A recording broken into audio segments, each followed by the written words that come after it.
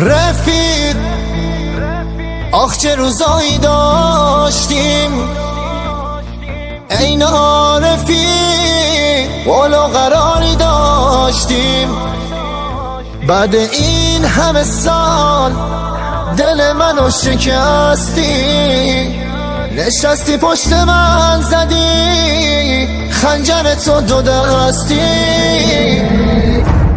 نگاه نکن به صورتم، داغ دلم تازه میشه، انگار نه انگار تو بودی رفیق من حالیت میشه. اسم تو گذاشتی رفیق، رفیق من کجایی؟ منو تو این دورایی تنها گذاشت خدایی.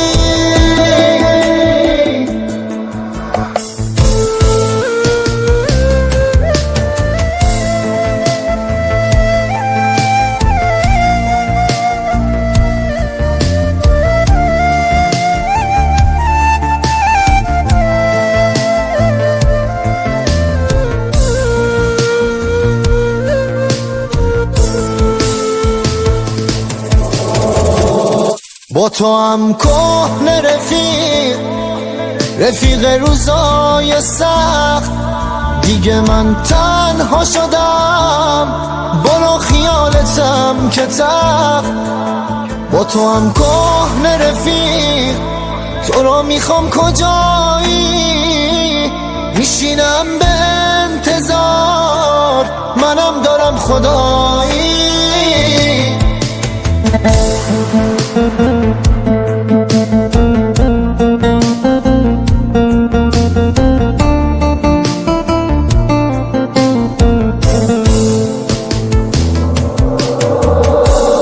تو ذات تو دو رنگیه، رنگ بدش برای من، پیش تو من فرشتم و با دشمنات یاری من.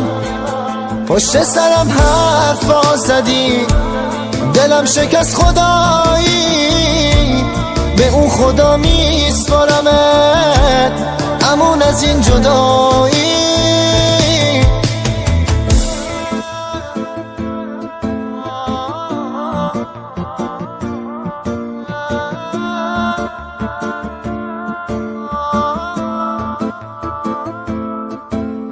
رفیق